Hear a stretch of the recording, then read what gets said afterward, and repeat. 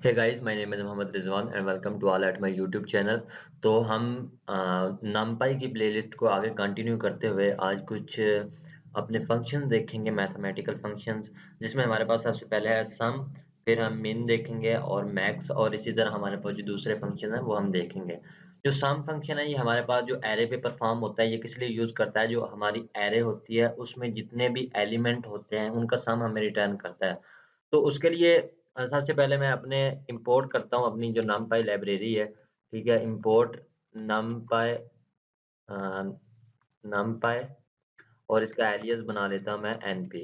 फिर मैं एक एरे बनाता हूँ, a नेम से मैंने एरे बनाई और मैं क्या करता हूँ np डॉट एरे और उसमें मैं पास कर देता हूँ अपना 1 2 3 4 5 और इसी तरह 6, ठीक है?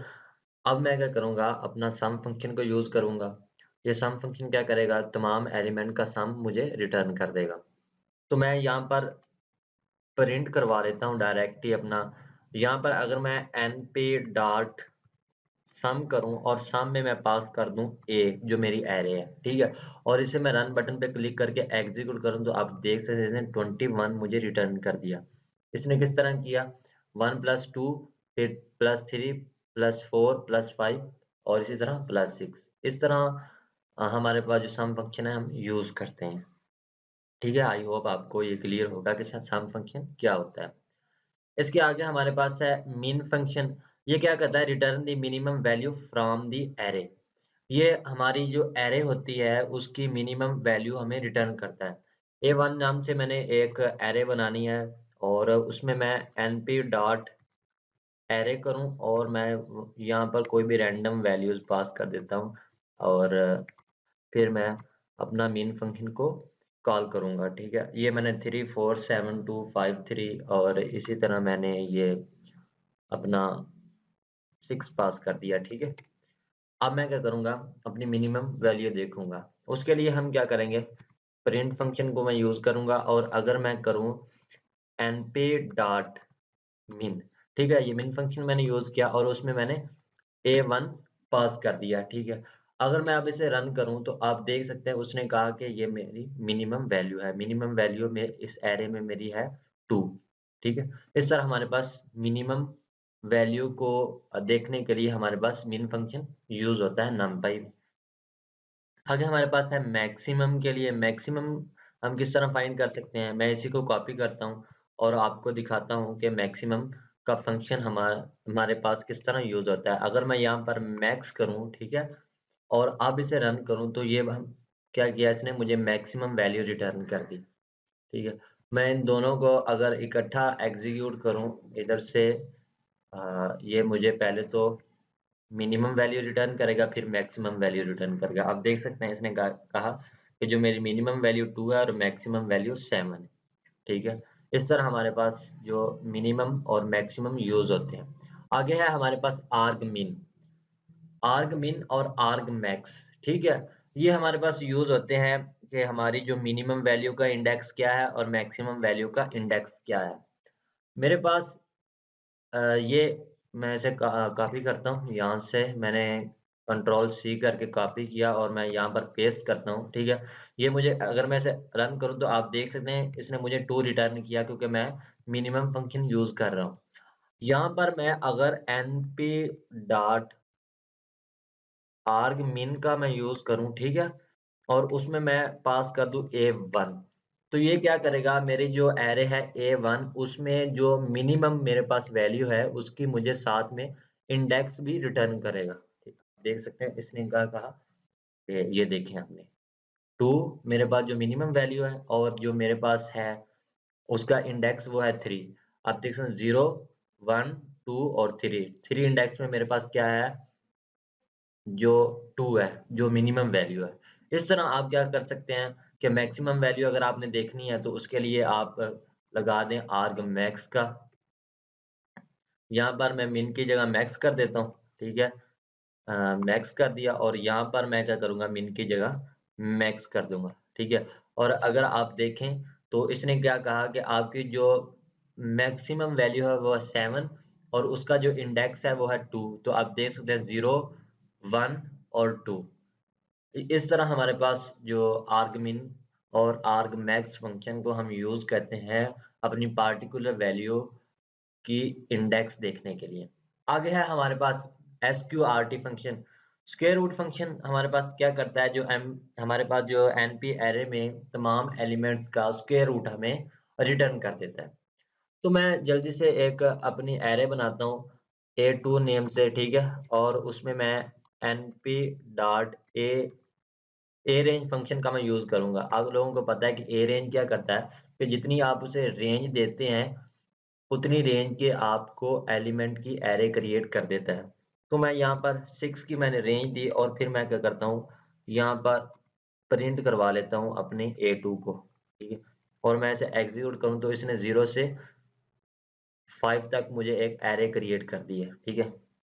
अगर मैंने देखना है कि इसका स्क्वायर रूट क्या है, मेरे पास स्क्वायर रूट मैं किस तरह देख सकता हूँ, उसके लिए मैं sqrt फंक्शन का यूज करूंगा।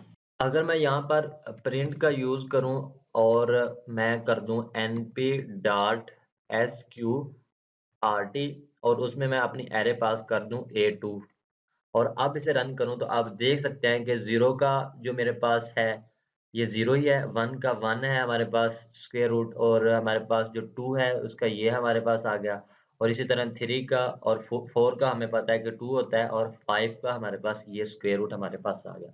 इस तरह हमारे पास जो स्क्वायर रूट फंक्शन हम यूज करते हैं। आगे हमारे पास है साइन फंक्शन। ये क्या करता है, return the sine value of array. ये जो हमारी एरे होती है उसकी साइन वैल्यू हमें रिटर्न करता है। तो मेरे पास जो a2 नेम से मेरे पास जो एरे है ये वाली, ठीक है, मैं इसे यूज करता हूँ नीचे, ठीक है, यहाँ पर a2। अगर मैं आप लोगों को दिखा दूं a2 मेरे पास क्या है, तो आप देख सकते हैं ये मेरे पास एक एरे है, ठीक है, जो मैं ऊपर यूज कर रहा हूँ। अच्छा, अगर मैं यहाँ पर करूँ np डॉट साइन और उसमें मैं a2 पास कर दूं और उसे रन करूं तो आप देख सकते हैं इसने मुझे साइन वैल्यू रिटर्न कर दी। 0 की साइन वैल्यू 0 है, 1 की साइन वैल्यू, फिर 2 की, फिर 3, 4 और इसी तरह 5 की साइन वैल्यू मुझे इसने रिटर्न कर दी। इस तरह हमारे पास साइन फंक्शन यूज होता है। और हम इसी तरह कॉज फंक्शन भी यूज कर सकते हैं। कॉज क्या करता है, return the cause value of array. मेरे पास अगर एक एरे है, ठीक है, मैं ये वाली ऊपर से कॉपी करके आप लोगों को दिखाता हूँ। ये मेरे पास एक एरे है ए, ठीक है, यहाँ पर मैं पेस्ट करता हूँ इसे, कंट्रोल वी किया। अगर मैं यहाँ पर प्रिंट करूँ कि np डॉट साइन, ये क्या करेगा, जो मुझे साइन, सॉरी देख लिया, कॉज देखना है हमने, कॉस, ये क्या करेगा, मुझे कॉस वैल्यू रिटर्न करेगा। और यहाँ पर मैं ए पास करूँ तो आप देख सकते हैं कि इसने मुझे जो मेरी ऊपर एरे है उसमें जितने भी एलिमेंट हैं ईच एलिमेंट की मुझे एक सेपरेट कॉज वैल्यू उसने दे दी है। इस तरह हमारे पास जो कॉज फंक्शन है एनपी में, नमपाई में इस तरह यूज होता है। आगे हमारे पास कॉम सम फंक्शन है। ये क्या करता है कि अगर मेरे पास एक एरे है, फॉर एग्जांपल मैं एक एन नेम से एरे बनाता हूँ, यहाँ पर np डॉट एरे करूँ और उसमें मैं 1, 2 और 3, मैंने 3 अपने एलिमेंट पास किए। जो हमारे पास कम सम फंक्शन है ये किस तरह काम करता है, मैं आप लोगों को समझाता हूँ। पहले तो ये करेगा 1 और 2 को ऐड करेगा, 1 प्लस 2 करेगा, ठीक है। अब देखें 3 आ गया। फिर हमारे पास क्या करेगा, जो रिजल्ट आएगा उसको आगे वाले के साथ ऐड करेगा, ठीक है। फिर इसका जो भी मेरे पास रिजल्ट होगा, मेरे पास इसका रिजल्ट 3 आया, 3 को फिर जो उसके आगे मेरे पास है जो भी आइटम है उसके साथ ऐड करेगा। उसके आगे हमारे पास 3 है, यहाँ पर 3 होगा, तो ये मुझे क्या रिटर्न करेगा, 6, ठीक है। तो मैं आप लोगों को यहाँ पर करके दिखा देता हूँ। अगर मैं यहाँ पर प्रिंट करूँ और अपने प्रिंट में np डॉट कम सम का यूज करूँ, ठीक है, ये मेरे पास, और उसमें मैं पास कर दूं अपना n जो मेरे पास एरे। तो आप देख सकते हैं कि इसने क्या किया, 1, 3, 6। ये किस तरह किया इसने कि पहले मेरे पास जो 1 है 1 आ गया, फिर 1 प्लस 2 किया इसने, ये हमारे पास 3 होगा तो यहाँ पर 3 आ गया, ठीक है।